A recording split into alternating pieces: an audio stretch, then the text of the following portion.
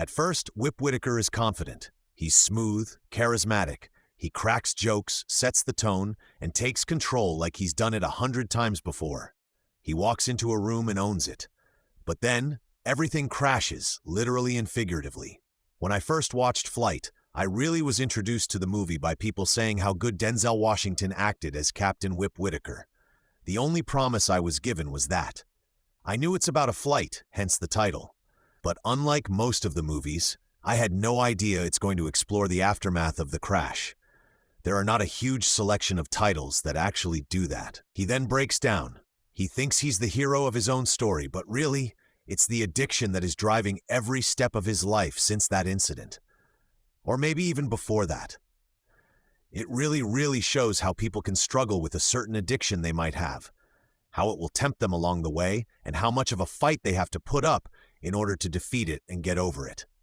He explores love, regret, hatred, praise, but with all that, he feels the need to escape. It really shows the story of a hero who didn't become one.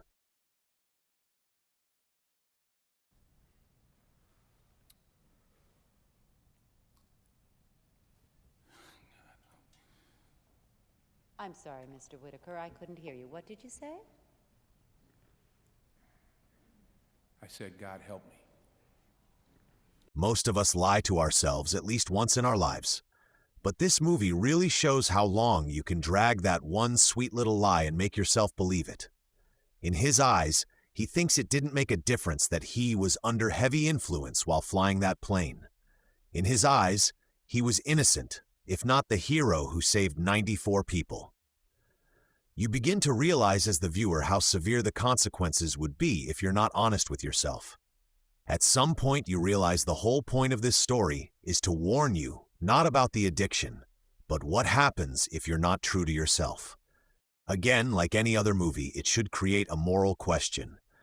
The question that makes us as viewers wonder, what is the correct way of looking at it? Am I in the wrong thinking that he shouldn't be blamed for risking the lives of many, or what he did was truly a miracle when more did not die? That's what makes movies like these great.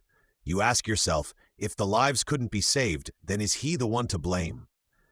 We can ask this question again and again, but it doesn't matter to the captain. He's punishing himself. He doesn't admit it, but we really can see it's because he feels guilty. Is this because of the lives that were lost, or what he really became of him? The film doesn't try to preach. It just holds up a mirror. It asks, how far can someone go, telling themselves they're okay, before that illusion shatters? You can only keep up a lie for so long before it starts breaking you from the inside out. That's what happens to Whip. Little by little, his world starts closing in, not because people are against him, but because the truth is. And it's interesting. He's surrounded by people who try to help him. Nicole, who's also in recovery, his union rep who's bending the system to protect him, even his lawyer. But none of it matters if he doesn't want to face himself.